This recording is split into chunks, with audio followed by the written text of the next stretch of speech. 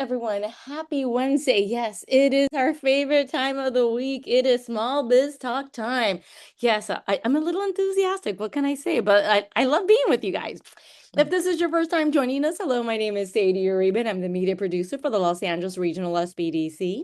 The SBDC is a national program with over 1,000 locations across the country, helping to stimulate economic growth through business advising and development.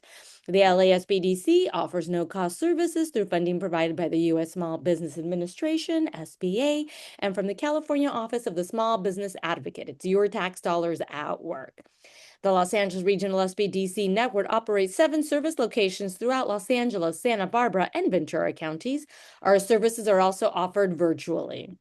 We are here to help. We empower small business owners by offering tailored solutions through personalized one-on-one business advising, cutting-edge workshops, and comprehensive programs, all provided at no cost. We are dedicated to supporting your entrepreneurial journey every step of the way. Lori, I'm so excited. As you know, I'm a passionate workout person, so I'm uber excited about today's guest speaker. That is awesome. I want to start out by acknowledging, and good morning, Chris. I want to acknowledge how much I love the frequent flyers. I just was looking in chat, and there's Chris saying good morning to everybody. And I just want you guys to know I do glance at the chat when I can and seeing the familiar faces, and you guys always mentioning my comments like you can't buy a quart of milk. I really appreciate that. So with no further ado, and first we got Lori's Corner, we got my little rant and rage as I do every single week. Let's get started, guys. I cannot believe it's already near the end of June. In fact, I'm assuming that everybody's going to be traveling and on vacations pretty soon, if not already. So next week we have another advisor with the SBDC coming on, David, and I'm asking him to talk about all things marketing. As always, talk about, what's happening out there, what you see in working, not working. I love those kind of conversations where we just breach all topics on marketing and social media. Now, July 1st, I decided to make an Ask Lori Anything Special show. I will constantly do that when it's a holiday in the week because I don't like to have a guest come on because I know when it's a holiday during the week, a lot of you are going to be gone. So I want the guest to have the full opportunity to meet everybody in the audience. So it's going to be 4th of July. It's kind of on a Saturday. Most people take the week off. I don't blame you. I think it's a good idea. So we're just going to sit around and talk about anything. And like I always say, and Sadie always laughs at me, well, maybe it'll only be 10 minutes. And it always is. What was that last time, Sadie? You said it would be around 11:11, and it was? Oh, yeah, 11:05. I was like, I call it at 11:05. Yeah, and it was exactly what she said. So anyway, whatever you want to talk about, we are going to talk about it then. Okay, no further ado. We got Lori's Corner coming up. Today's topic is a big one, and I'm trying to just touch a little bit, but it's another one of those things I'm hearing a lot. And what I'm going to talk about today is I just didn't know what to title it, so I titled it Understanding Equity Requirements. So this is what I'm talking about. So it's time for Lori's Corner. I've been seeing a trend lately, which usually means the last year or so, and another one that concerns me. And this is where a lot of entrepreneurs are discussing equity and sweat equity. Okay. And these are definitely terms, they exist, but they're doing it without a full understanding. They're saying things like, my friend is putting in $1,000, another one's putting in 50, and we're all going to own a piece of the company together. It's going to be awesome, right?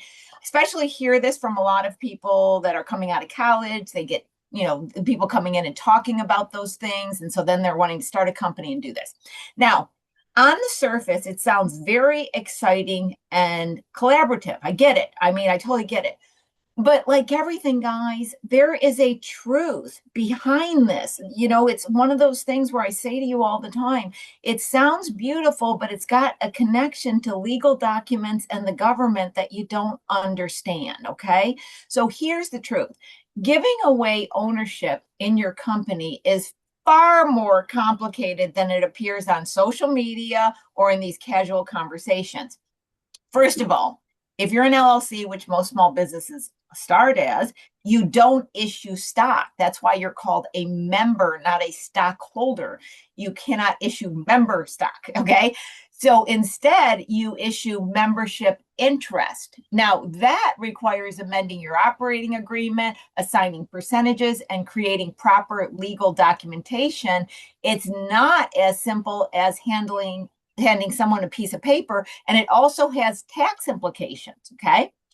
So, secondly, if you're even a corporation, if you do form a corporation, yes, you can issue stock, but you're now dealing with securities laws. Remember, this stock is like a form of currency, if I can call it that. That's, distorting the language. It's not really, but I wanted you to get it in your head. It's got legal tender, right? So you've got securities laws, you got proper valuation of the company, you got shareholder agreements and ongoing record keeping that must be done. So giving equity, especially in a change for work, sweat equity, where I'm hearing a lot, well, everybody's going to come on, they're going to get a little piece of the company, they're going to work for free. Well, this is often considered taxable income to the person receiving it. It creates a tax bill they may not be prepared for. And once again, it's got to have all this proper documentation included. So I'm not saying that you should never bring others in. I'm not saying that at all. But what I am saying is you should understand what you're actually giving away before you do it. Many of the people giving this advice online, they have never actually done it themselves or dealt with the legal and tax consequences, so they're not talking about this. So the bottom line is that ownership is not a gift you casually hand out to make people feel included. It's a legal and financial commitment with real consequences. So before you start dividing up your company with friends, take the time to understand what it actually means for you and for them. You got this. Build smart. All right, let's jump into today's show. Very excited. Renee Ware is with us today. After 17 years in the corporate world, Renee decided to turn her passion for health, fitness, and women's wellness into a meaningful career dedicated to helping others. As a certified health coach, a certified personal trainer, and a certified Pilates instructor, Renee combined professional expertise with real life experience to guide women towards healthier, stronger, and more balanced lifestyles. Welcome, Renee. We're going to get into your story, which is really interesting, and many twists and turns along the way. I'm so happy to have you on the show today. Grateful to be here. Thank you. I want to start out just so everybody gets a picture, an idea. Tell us about the company. Where is it located? Let's just get an idea of what you're doing now. Yeah, great. So we are a woman's preferred gym. We have a day spa as well. We're located in South Torrance, in Torrance Town Center on the corner of Crenshaw and Pacific Coast Highway. We are about 10,000 square foot facility, so we're a pretty significant operation Yeah, here. you are. Currently have about 1,000 members on board with us. I've got about 32 employees. So we've got a lot of moving parts here in our organization. Yeah, and I have to tell you, Renee, this is one of the reasons too I was real excited to have you on is, as I'm going to say to the audience, this is the real deal, guys. This is someone who's doing it, got employees, got rent, got a lot of square feet. This is the real deal. So we're going to learn a lot today, a lot. Okay, let's walk back. You obviously have had quite a long, extensive experience in physical fitness. It had to have started somewhere at some time. What's the story behind it? When did your interest begin? In early high school, I joined the dance team, and I actually played soccer when I was a little girl. I've always been active, racquetball, all of those things. But really, when I started dancing in my high school performance team, and from there, I just kind of kept with physical fitness. It's always been very important to me. And just over the years, done boot camps and you name it. I think I've done everything from tennis to outdoor boot camps, boxing. I love like MMA style training, anything like that. And then in probably the early mid 2000s, so let's say like 2010, I decided to become a certified personal trainer. I was working in the corporate world and but but it was my passion. I just loved it. And I always love to learn. I love to challenge myself. So I'm always learning something new when I'm in the middle of whatever I'm doing. And I became a certified personal trainer. And in time, that kind of, I put that into work and that became my career.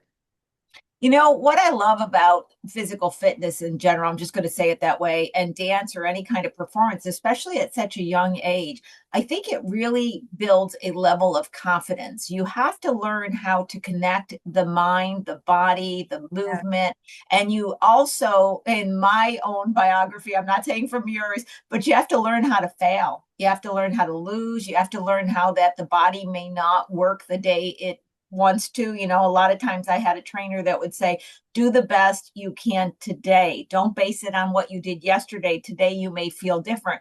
So there's a lot of disappointment too in performance, and you have to deal with it. I know we're jumping ahead, but I think it's such a crucial point. Can we talk to that for a bit? What did you get from it, and what do you think women especially could benefit from it? Well, and that's kind of the point that I wanted to make is women. I think just, women in general, certain times of the month, our body responds differently, right? And I think owning and understanding that and giving ourselves grace at certain times is super important. And I think we take that along all facets of life. And in general, it teaches you to keep going, you Yeah. know, and it really does. You just got to, and you'll probably hear this when we're talking about business from my perspective. It's getting up and putting one foot in front of the other. When things feel rough, when they're not going exactly how you anticipate them, you just got to move forward. You got to take one step forward. And I think, again, like you said, the holistic perspective, it goes into all facets of life. It does. And, you know, you mentioned MMA, and, you know, I had two thoughts about it. The first one was a funny picture that popped in my head that I wasn't expecting. And that was one of those old pictures from the 20s when women were allowed to play tennis and they were in those little skirts and stuff, right? Where they were, but that was the picture that came in my head. But I took Krav Maga training, right? And what I loved about it is I think everybody who gets into any kind of karate or MMA or Krav Maga, especially for women, it shows them. I'm going to say it this way, and Renee, you differ on me, like anything I say that it doesn't relate to you, but I think it shows them that they got an option beyond just being vulnerable. They have a way that, yeah, they're not meeting a man on the same grounds, but they can meet a man on different grounds, and they have an option to not be just vulnerable, which I think creates a level of freedom in the world, and I think it's always such a benefit. It builds the confidence. So anywhere you want to go with that, I just said a whole lot of mouthful on personal thoughts on that. No, I think it builds strength you can't.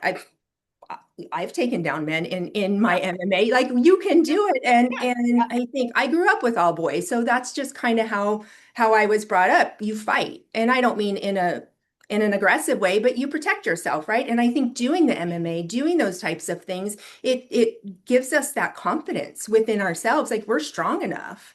Yeah. Not only physically but mentally, we're strong enough to protect ourselves, and it's so important from a woman's perspective. Yeah, I agree. And I was growing up, my brother was kind of my sole provider for me, and he was 10 years older. And I was, 6, he was 16, right?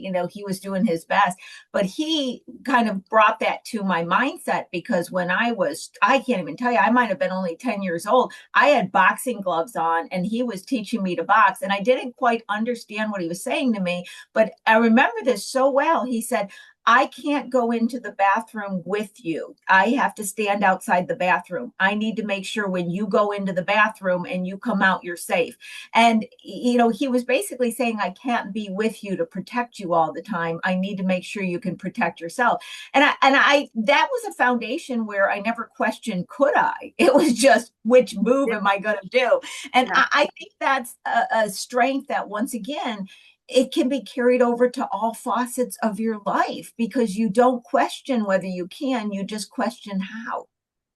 How and actually doing it, and the mental fortitude that it teaches you, that not only are you physically strong enough, but mentally strong enough, intellectually Absolutely. strong enough to make decisions, and decisive, because you have to do things in a quick manner, right? You have to act quickly. And I think that comes into business as well when you're talking about making a decision.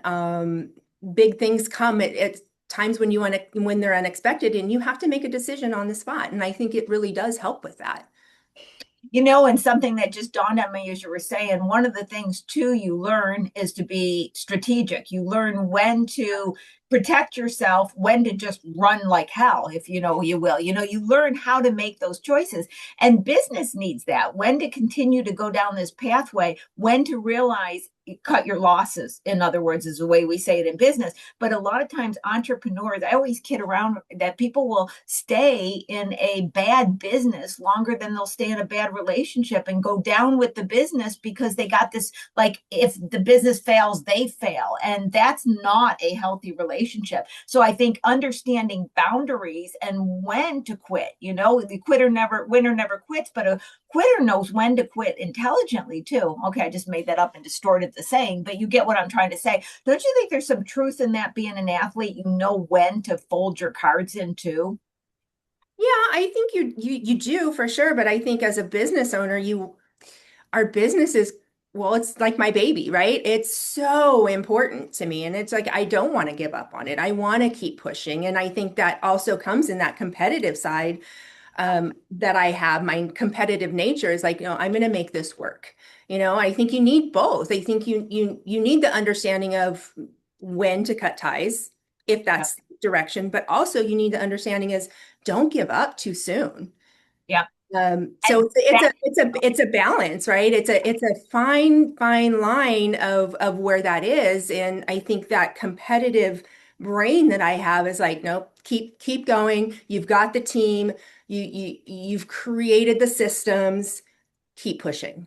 Absolutely. Absolutely. Yes, it is a fine balance.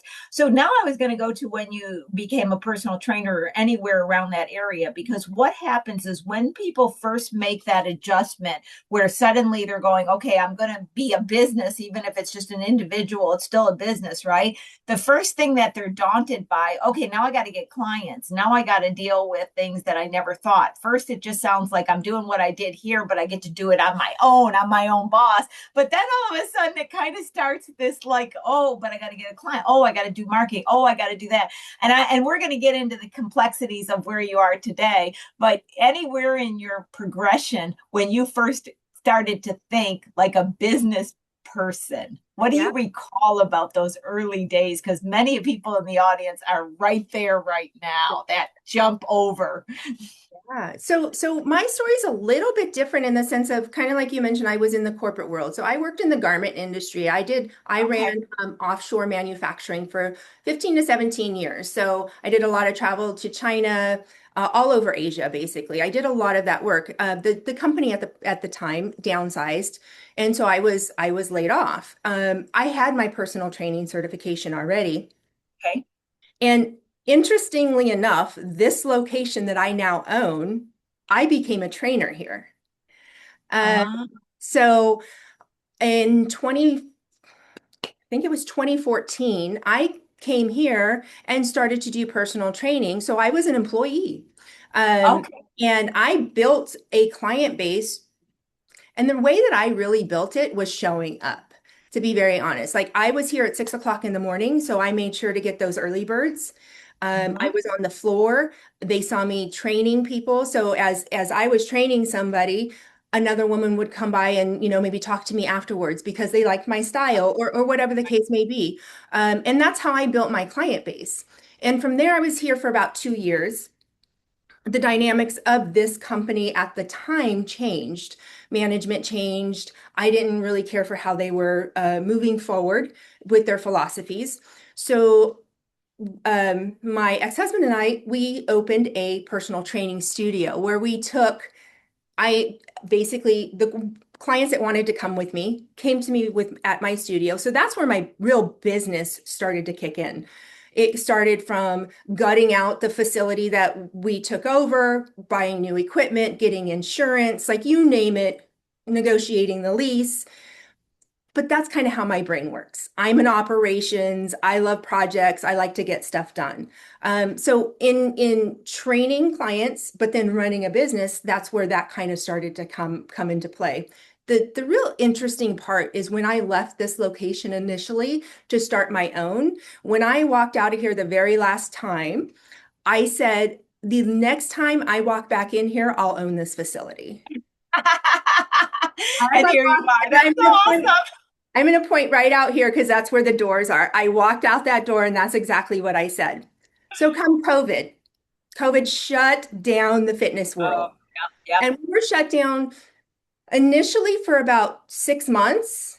Then we opened up for 1 month and then we were shut down again. So all in, the yep. fitness world here in California got shut down for about 2 years. Um, Brutal. this facility, they filed bankruptcy. The corporation that owned it filed for bankruptcy. It became available for lease in June of 2021. So I'm like, I gotta see it. Came Yeah, here, all in all, took over the location and opened the doors in January of 2022. So to talk about the business perspective of it, it's a load to go through lease negotiations, to come in and kind of clean up a place, to hire a team, to do HR, to do bookkeeping, you name it, I handled everything. So we want to start talking like going into that realm of yeah, what it's like to own a brick and mortar business in yeah, California. It's a lot of work, but it's so rewarding. It's so yep. rewarding when you get members coming in to tell you just how grateful they are that we're still here. When we first opened, women were crying because they were so grateful to have a place to come back to. Yeah, absolutely. And one of the things I wanted to just remind the audience on what you said that was so beautiful is you were talking about the fact that you had been in corporate America, you worked as an employee, you worked as a trainer.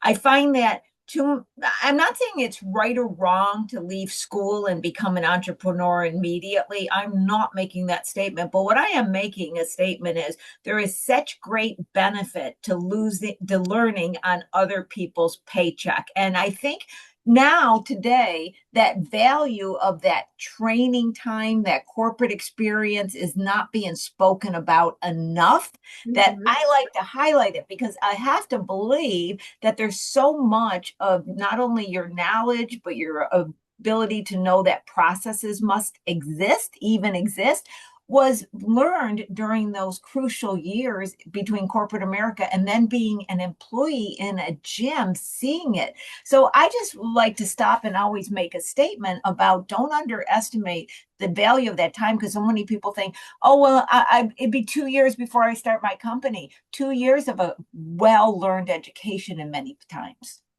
Well, because as an employee, you learn what works well as an employee. As an employee, you learn, well, if I were a manager or an owner, I don't think I would do that. Yeah, As an employee, you hear the perspective of the members because they're going to come talk to you more than they're going to come and talk to the owner of the company. So you learn so much on that level, which then makes you a better leader when it is time for you to become an owner or management or whichever your next step would be. absolutely. So getting into the specifics, and I'm dancing all over, but the first thing that I always think about, and most of my things that I think about is because of the clients I see so every week with these statements or comments or actions that get them into trouble. So I always kind of highlight those things. So I'm just going to say it this way, Renee. I see so many people jumping into signing a lease before they've done any research, any financial to see if they can pay for that lease, and even say, well, I want to have an extension for 5 years because they're thinking I want that space, but really not realizing the level of commitment, the cost, and the decision they're about to enter and the importance. They'll do it with no financial projections at all. I see it a lot. So can we just talk a little bit about the signing of a lease process, the considerations, and what you went through before making that commitment and what you've learned since? Well, sure. I think both parts of that. We are going on year 5, so we are opting for our our next 5 years. So I'm actually in the You middle. would. Yeah. Yeah. At this point, you got experience. You would. I'm saying they haven't even Yeah. started yet. They want Sure, 10-year lease. Yeah. Which is a sure. 10-year personal guarantee if it doesn't work a lot, is where It I'm is getting. a personal guarantee. Yeah. I think the beautiful part is I had a bit of a history of what this location could do already, right? So I Yeah. already had that understanding. But even with that, going into a new lease, you have to. We started from zero. I had zero members when I opened these doors, right? So we started from ground zero. In discussing the lease, you have to take those things into consideration, right? Once you sign a lease in these four walls, it's your responsibility. The ownership, the property management, they're going to work on the outside, they're not going to work on the inside. So I think first and foremost, you have to take into consideration what needs to be done in the facility. Yeah. Look at those costs, get quotes from contractors. Uh, are you going to need to get new fixtures? Or, whatever that might cost, you've got to take that into consideration because, again, property ownership management, they're not doing anything on the inside for you unless you negotiate that with your letter of intent. You get that kind of going, like these are the things that we want, right? So when you're going in for a lease, the first thing you got to do is you're creating a letter of intent. Basically, you're saying, um, this is what I want. You kind of start the process, start the conversation of what's going to apply into that lease. There's a lot of due diligence to be done prior to even doing that. And again, that's what is it going to cost to build out? Just in general, what are you going to have to do to get this facility started? Right. Right. Negotiating in air conditioners. Just for an example, I'm a 10,000 square foot facility. I've got 5 huge air conditioning units on this roof. Technically, if one of them were to die a year into, running this location, it would be my responsibility. So I had them prorate the cost of any repairs on the air conditioning units. If one were to die and needed to be replaced, I would only be responsible for the amount of time that I was here. Right. So those are just things that you've got to take into consideration. I'm grateful that I had the studio first and ran through a few iterations of renewing leases and that because it taught me on a smaller scale what I was going to need to really focus on a bigger scale. Yeah, and that was so important what you said. I talk with a lot of entrepreneurs and I go, well, check into who's responsible for the air conditioning units. And they say to me, well, the manager, of course. I'm like, No, no, no, no, no, no, not true. not a Not commercial. no. And Not that a can be commercial. a deadly expense, Yeah. literally. And so thank you for mentioning that. So just, kind of go down memory lane in that first time period and go wherever you feel is important to discuss on what you learned. I'm just going to give you the floor because we can learn so Sure. much from you. Oh my gosh, there's so many ways to go, but I'm going to just keep on the lease. I'm going to keep on the Okay. lease for 1 minute because I think this is a really good teaching moment for especially anybody looking to work, like do something with a commercial lease is Right. you can do like a flat rate where a gross lease where it's basically the CAM charges, common area Right. maintenance, taxes, all of that is included into the rent. So let's just say it's $10,000 a month, it's all in. Or you have a triple net lease where you've got your rent plus all of the other expenses. Well, that triple net fluctuates Yeah. annually. So let's just say your triple net, let's just easy number, it's $1,000. Well, they come back at the end of the year and they in property ownership, operational expenses for the entire property have increased. Well, you're a percentage of that. So whatever that increase is, you're take that percentage is then they're coming back to you and say, well, you owe us $8,000 for last year for increased rents or increased operational costs. I had never dealt with that before. So that for me was a really big learning lesson, right? So what am I doing with that now? In going into my new lease, I'm asking for a fixed triple net. Yeah. I'm so glad you brought up CAM because I tell people the CAM, and I can't tell you how many clients got hit with that 8, 10,000. And first they thought the landlord made a mistake. And I said, no, it's CAM. And then they'll give you a list. Well, it costs more to do lawn mowing. It costs more to this. We had to increase the lobby. It's Insurance jacked up. yeah. I seen so many people go through some big problems. And, Chris mentioned audit. I've sat down, well, as a CFO, I'm interim CFO with a lot of companies, right? So I've had to go to the landlords and redo the CAM. They don't budge too much on those CAM charges. You're Yeah. kind of stuck. Yeah. They may give you a payment plan. So I'm so glad you brought that up, because once again, most people, they have no concept. They think their rent is their rent and there's no other charges. And they sign the lease without realizing it. Yeah, that triple net, you really got to get a hold on that. You have to have a really good understanding of how that works when you're going into that type of lease. Um, so I think as far as a really big learning lesson, that was a big one for me. I've had many. There's been, being an owner of a brick and mortar, again, a lot of the maintenance, the repairs that need to be done, the pipe that breaks, you name it, and it has to be immediate, right? So Right. you have to have that a cash flow. You have to have that availability to cover those things because they're going to come up. It's constantly evolving, right? So those are just some of the things that you do have to take into consideration, especially when you're looking at owning a brick and mortar facility. This is a very open-ended question and it's so deep, so just take it wherever. But, as you're speaking of this, so you're signing this lease and you mentioned 0 members. You've got to do TIs, which is a certain time frame before you can even have a member come in, right? But the clock is ticking. You now owe the rent, even if you have some kind of, 3 month, you're going to owe the rent, right? So you have to, in a way, be able to predict how long before the members start bringing in cash and how much cash flow do you have for this period, so you don't find yourself short of finishing TIs, etc. And in the bigger companies I work with, we go through elaborate planning. The smaller companies don't even consider this, and they end up in big trouble because they don't have the cash to even carry during when we just call it startup phase, whether it's when members start coming in, TIs, if that's involved. All of them need to understand that run rate.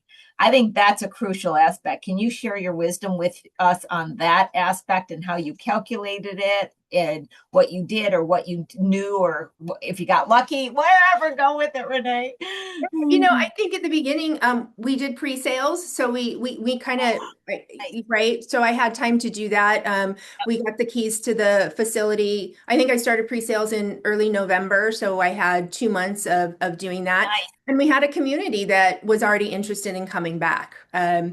So in honesty, we did a lot of paid in full memberships as well. So we had an influx of cash coming in up front You because had timing on your hands too, because you had it, with people being closed and wanting to go in. See, a lot of times, I didn't mean to interrupt, but a lot of times with business, good timing and bad timing matters too. So you had a little bit of all these things with good timing as well. People were ready and waiting to come to some place. That's awesome story. they were, but then the local government kind of shut us back down, right? COVID, there was an influx mid beginning of 2022 when we opened. And so all of these numbers that we were projecting scaled back because people were either not wanting to go back into the gym world, or Right. they wanted to be back, but they didn't want to wear a mask, but they were Oh, mandated to wear a mask in a gym. So we had obstacles. We had some major obstacles that we were not anticipating. Um, scary ones too. Scary. You didn't know how long that was going to be. Scary ones. Yeah. no, didn't know. So yes, I had some hard numbers. I knew what I needed to do. I had a really good idea of. I'm a number like like I said, I'm an operations mind. I know what it's going to cost, to what my operational expenses are going to cost, roughly what my payroll is going to cost. I had a good idea of where we needed to be. And to be very honest, in my initial business plan, really doing the research, really figuring out those numbers. I've held pretty true to those numbers that I projected 5.5 years ago. That's beautifully, and that's the way it should be. That's beautiful, Renee. I'm glad people heard that, because so many people say to me, well, there's no reason to do projections. They can't be accurate. Oh, they can, with plenty of research. So Oh, thank you on yeah. pointing that out, Yeah, Renee. we Thank do you. that. Yeah, you absolutely have to, because you need a baseline, you need a foundation, because you're going to get the unexpected things coming through. But when you can keep that foundation, that base, within a good 10%, let's just say, I Yep. think it's a comfortable space. It gives you peace of mind, right? So we still have massive growth to do.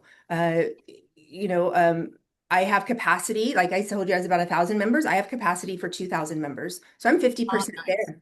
So I've Yeah. got lots of growth to do. That's where my focus is moving forward is in this next, these next few years is really focus on the growth of the business because we've set the foundation. We've set the systems, the team. So now it's really focusing on the marketing and the growth of the business. Let's talk about the team because there always was this old saying in finance that your biggest assets and liability are walking the shop floor. So what it was is the employees could be a liability or they could be an asset. That was the Yeah. whole thing from many, many times ago. But I also want to, which I think you'll go into anyway, and I'm making an assumption on what you meant is in California, hiring is not the simplest, right? So we have Zamara, our HR specialist, come on to talk about this a lot, but it's great to hear it from somebody living it because then the audience is like, okay, Lori and Zamara's not making this up. There is some challenges to it. So wherever you want to go, but building your team, hiring, that's a whole subject. You take it away, Renee. Yeah, I've learned so much through the process because this is my first time actually having employees. Um, Okay. so beautifully, as I used to work here, I knew quite a few of the members, the team members, and I was able to bring many of them back. Oh, wonderful. Yeah, so that's the beauty of it. A few of those women, I'm going to say about 60% of my hires from when we initially open are still with us. Get So to train staff immediately. That's beautiful. That's yeah, and loyal and excited. That's a beautiful story. Yes. and the members were familiar. There were familiar faces here, right, when the members came in. But on the other side of that, hiring new employees, I've learned so much from that process because in the beginning, again, we were in a really the COVID time. I don't know how else to say it. Yeah. Hiring at that time was challenging because at that time, people still there wasn't an influx of people wanting to work. Right. That wasn't the situation. So I found myself hiring for, oh, you can fit this time? Okay, you're hired, right? I need a body at the The front. body, yeah, whether the body Hired. performs later and gives you a problem, that's not the problem right now. I just need a physical body. Yes. Totally. But instinctually, I knew it wasn't a good fit. So what I learned over the years, and especially after that first year of really like starting a business and just doing all of the things, like having the bodies here was important because there were times where I would have to come in at 5:30 in the morning to open the gym because somebody didn't show up. So Right. I was feeling in, and I'm like, this is not sustainable. So I started to listen to my intuition, right? In meeting somebody, I do. So let's just say we do a Indeed advertisement. I do an initial call, and that call, I give them a day and a time to call me. If they Perfect. do not show up, if they're late, if they're whatever, they're off. I And love that. I love that. Yep, then the totally. second Great. one is in-house. They come here, Yep. same scenario, but I leave them up front for just a little while. I want to see how they connect with the team, right? At Nice. the front desk. Are they going to start up a conversation with my team at the front desk? Are they going to sit there and just be on their phone? There's things that I look for, right? Because Yeah, I love it. we're a community-based um, company, and how you interact is probably 80% of what I want from you is how you interact with the team and my members. So there's a process that we go through, and the second I kind of walk somebody through, or my club director walks somebody through, and we sit down and start talking, within 5 minutes if they're going to be a good fit or not. Yeah. And we listen to our instincts now. Didn't used to Yeah. do that. There's no question about it now. So that's been a huge learning curve for me when it comes to the hiring process. And in doing that, when we're bringing people in, we have longevity with them. It's so true, and I learned that same lesson as a CFO. I was always hiring and firing people as well. And if my mind was talking me into it and I was conscious that I was doing it, because before I wasn't, I was like, well, okay, but oh yeah, but that, oh, they'll learn. You can then notice your mind's talking you into it. And the more you feel understaffed, exhausted, and tired, the more your mind tries to talk you Mind into kicks in, it. yeah. It Yeah. totally does. It totally does. 100% I agree with you on that.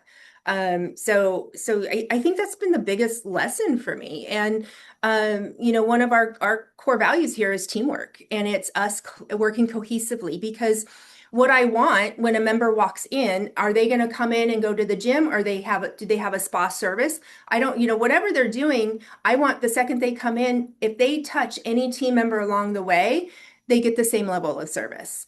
Um, Yes. and I have a front desk that, we run part-time shifts up there, so probably 4 to 5 hour shifts.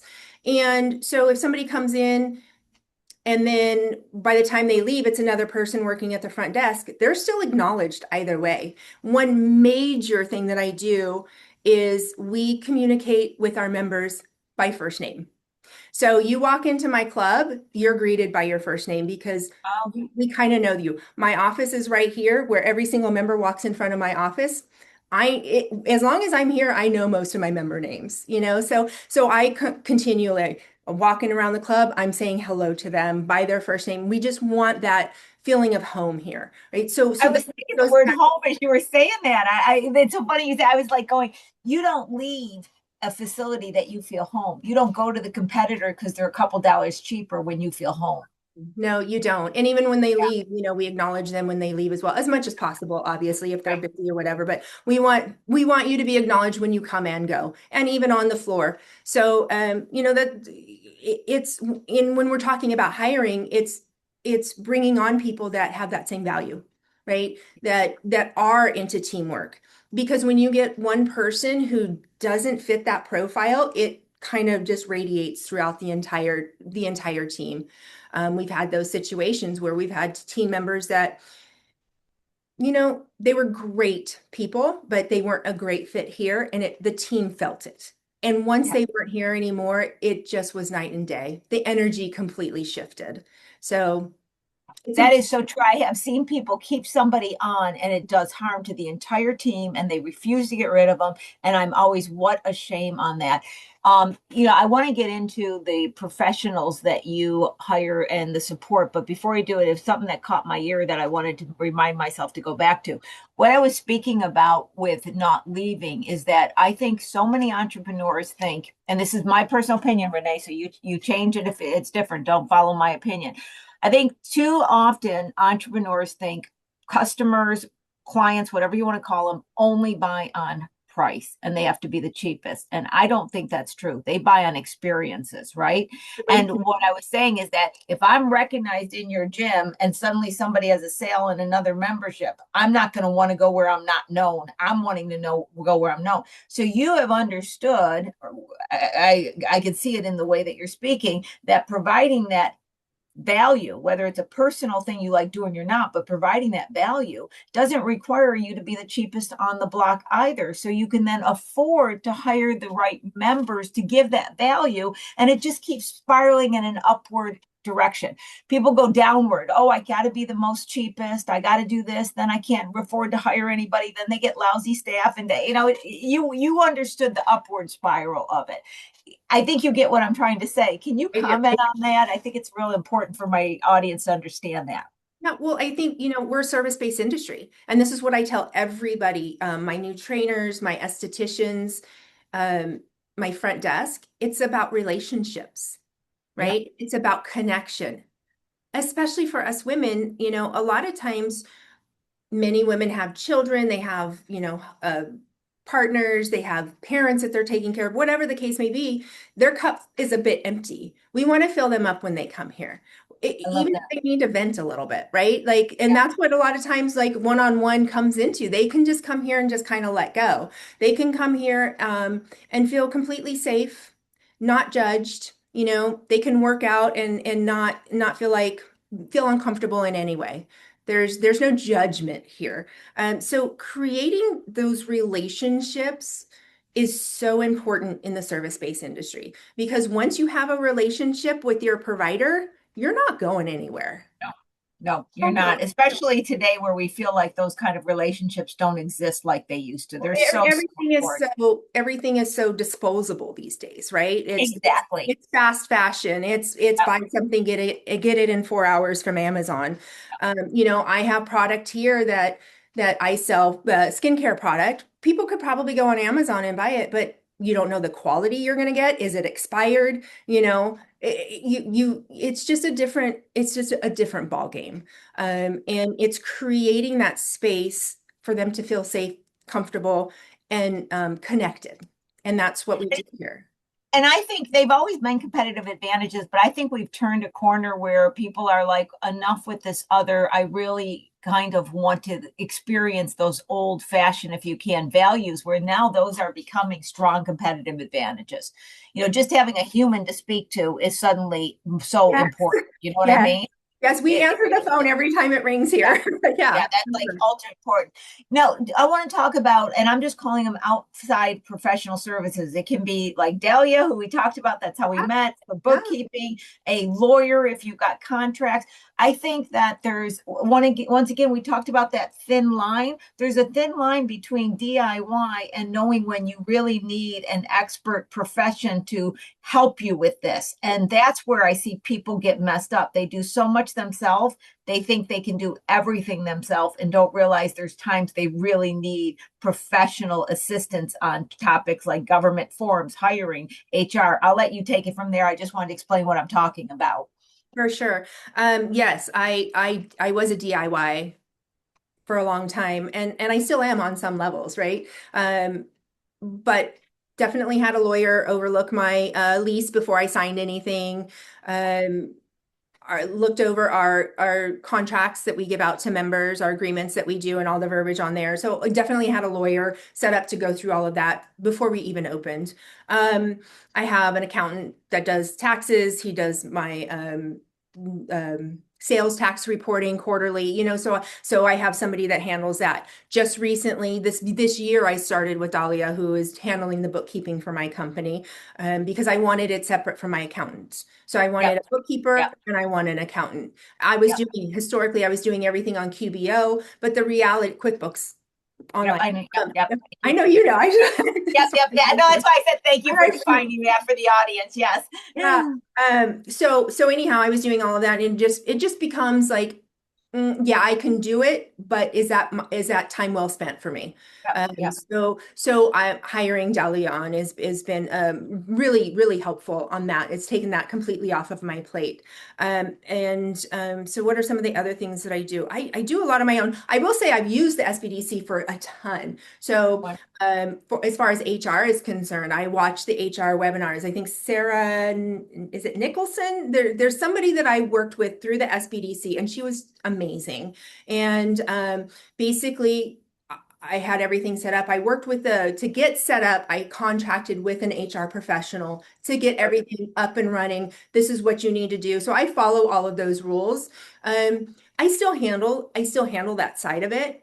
I don't have an HR professional, but like I do Gusto for all my payroll, and my employee handbook is through them. And, so I use Gusto for that kind of stuff.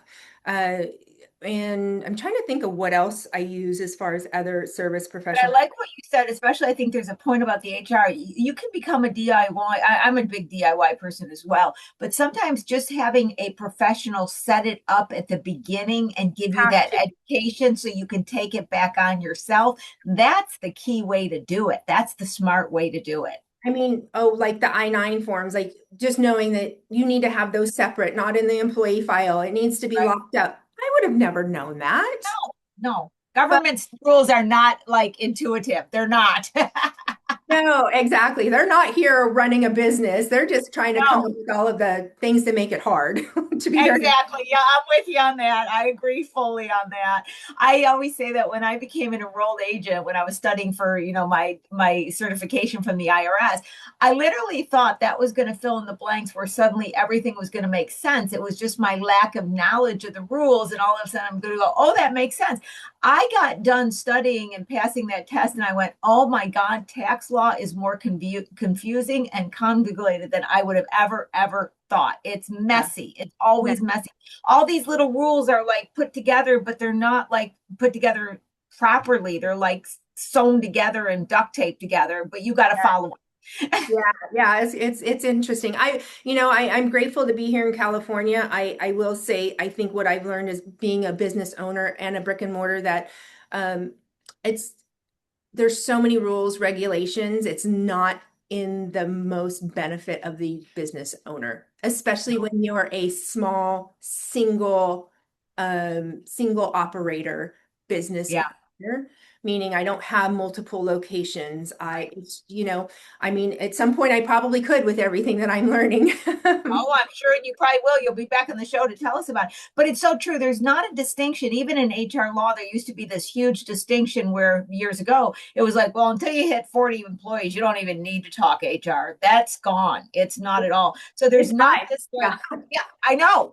It's no longer that, but I'm just a small business. It doesn't exist in these rules anymore. So I agree with you fully, and people don't realize that.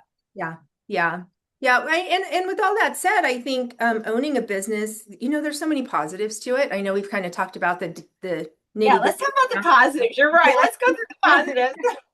I think honestly for me, it's the independence of having my own business. I've always been kind of an entrepreneur, and being a woman run business, supporting other women. One thing that I love to do is like we'll do quarterly open houses, and I love to promote other women owned businesses. When we're talking about professionals that we're working with, I love to work with privately owned companies, Yeah. preferably like working with Dahlia. She's a woman-owned company. I love that, but my accountant is a private male, but privately owned. I don't. I like the privately owned too. I really do. I keep saying, and people hear me on the show all the time, I think the power in all of us is our small companies working together. I think that is where our power is. I don't care, man owned, woman owned. It's the small businesses working together to trade their services for good money so everybody's getting paid, but building these powerhouses where everybody grows together. That's what I'm always for. So I love hearing you say privately held businesses you love working with. It's so important to me as a business owner to do that, even in my personal life. Like it's just important to me because it's hard. It's hard. It's rewarding in the sense of coming in, and I know I employ 30 plus women, That's a and responsibility. Yeah. I feel responsible for them, right? I feel responsible for keeping this going. I love seeing the joy in the members' faces. They're so grateful to come and do a Zumba class or a toning class, and that brings joy to me, right? So when I look at that, it makes it all worth it. And I think owning a business, you really have to have that tie to it. I think it's important to make sure that there's a tie to your why you do it. Yeah. Because if there's not, it's going to feel a bit taxing. Yeah, absolutely. And I think, I've been an entrepreneur pretty much my whole life. And I think what for me personally also, it's the ability to have full, I'm just going to call it this for right now because I can't think of a better term. I'm going to call it creative expression. You get to look at what works, what doesn't work, to have an imagination, to change it, to have missions, to affect things. You really get to have something physically created that's a part of what you envision the way you think or want or desire things to be or you think work best. You get to have that input, if I can just say it that way. Does that resonate as well? Absolutely. I get to, I think it goes back to kind of what I was saying, what it was like here when I worked here in 2014 to 2016 versus what I'm bringing to the table for my team and how I communicate with my team, how I'm available for them. I'm an owner that's on site. I'm here. My members know that I am here. I do work from home some days of the week, but I need to do that to get into the deep work. Because when you're here in a club, you've got people coming in and out. I had to put a sign on my door. I had to tell my front desk, please don't let anybody come in, right? Because they're in and out. They're in and out. And I just had to put a little 1 hour mark on this. But I can't do deep work when I'm here. So Right. I work from home certain days of the week, Yeah. which gives me some flexibility, right? But Yeah. it allows my creative because yes, you have to be, I'm very creative. I'm an operations person, but I love to see transformation. I love to see a problem. I want to figure out how to fix it. And then I Yeah. want to move forward with it and make it better moving forward. So that's just how my brain works. And I love the that being a business owner allows for that. I keep talking to the audience about we need processes, we need operations. I keep talking about that, but I love what you just said because I think it just brings it home. You see a problem, you want to fix it and go forward better because of that. And that is so true. And I think many business owners that are just starting out or at least planning it in their mind, they only see, oh, I got to have a social media and I got to have marketing. That's a part of it, but that's bringing people to have an awareness of the company. That's only a component of it. It's what happens when they actually purchase from you that makes them decide whether that awareness was a good experience or not. That's the part they miss. That's so crucial. Yeah, it's delivering what you're offering. It's the deliverance of what me as a gym owner, it's the experience, it's the relationship, it's what they're going to get when they're here. That's so important. And coming up and there as a business owner, things are going to come at you left and right.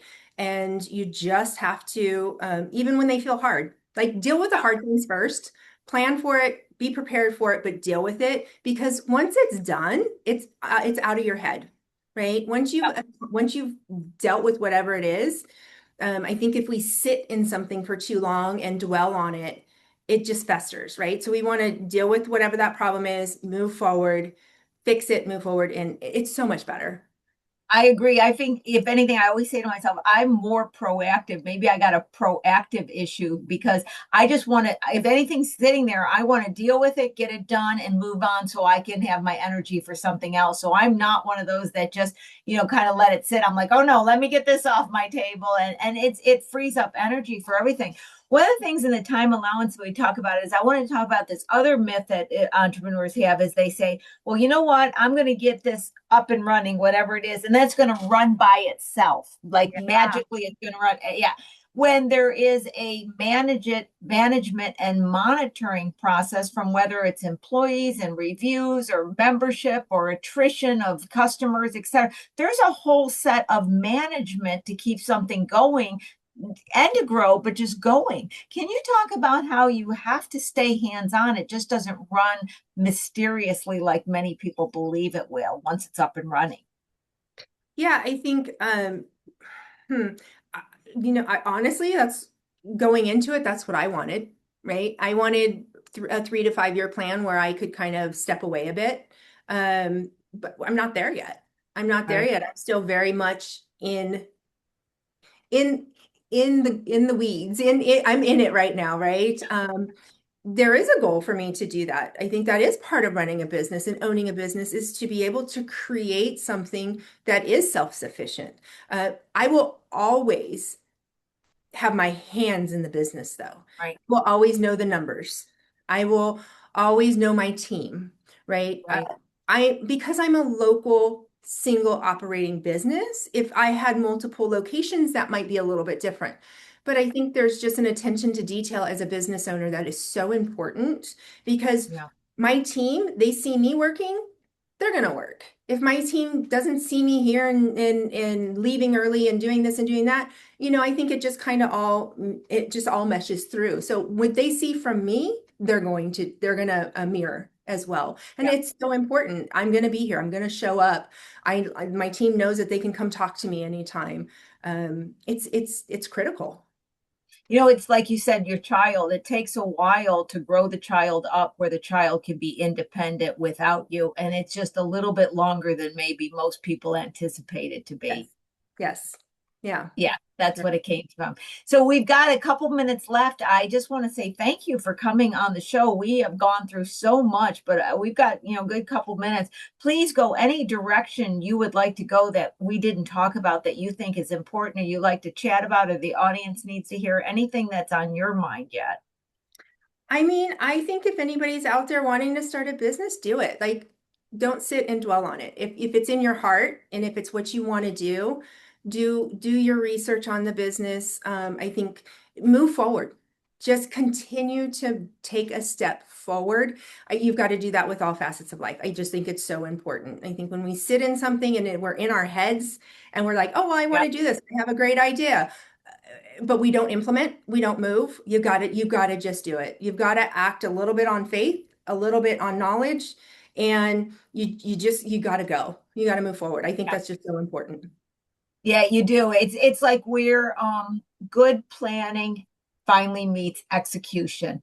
I always say I find people that don't do enough planning and just jump into it and they don't make it sometimes, or people that do so much planning they fail to take any action.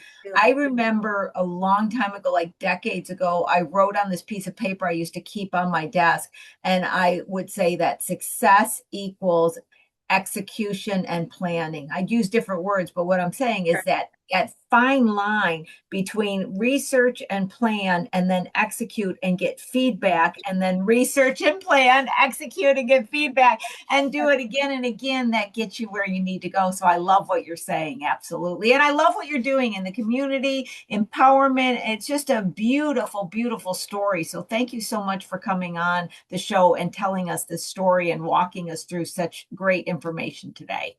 Well, thank you. I appreciate you inviting me. It's been fun. Sadie, that was a good one, wasn't it? That was a lot. I loved it. I'm not gonna kid. Like, I already knew it was gonna be a good story, but I mean, like, we went on this journey where I'm like, wow, what is it they always say? The devil's in the details. Devil's in the details. Very much. And you just, I'm sure you are, Renee, but be so proud of yourself for what you've done, because pulling off a 10,000 square foot brick and mortar with 30 employees, I think you said, starting in 2021, on the verge of all that craziness, and having even the guts to go through it at that crucial time period, and then creating it to the degree you have in such a small time, that is remarkable. So just kudos to you for what you've done. And my knowledge, it's like a given that wherever you want to go, you'll get there. Wherever, whether it's other locations, more memberships, you will get there, because I think that you've got that strength and determination that you were born with, and maybe fine-tuned when you started at 14 dancing and had this long career in just learning about you and the holistic part of the body. When we physically get involved, and mentally and spiritually, you're unstoppable. Oh, thank you. Thank Yeah. you so much. I appreciate it. Okay, guys, it's time. It's time. So I have to say thank you so much for the frequent flyers. Renee, check the chat real quick before we go. Look at the comments. I just don't want to hang up without you seeing them. Much appreciation to this conversation. So I just wanted you to know that. But anyway, frequent flyers, thank you so much for being here. Sadie's going to stay a little bit later. She's going to make sure you got information in the chat on Renee's location, Renee's information, getting in touch with me, or taking advantage of anybody at the SBDC. Sadie will be here and keep everything open for you. I, though, have to say goodbye. So thank you for watching Small Biz Talk with your host, Lori Williams, and I will see you next week. Bye, Renee. Bye, Sadie. Bye, everybody. Bye, everyone. All righty, guys. You know the drill. I'm going to hang out for a little bit, but I'm going to put myself on mute and be on in the background. But let me know if you need anything.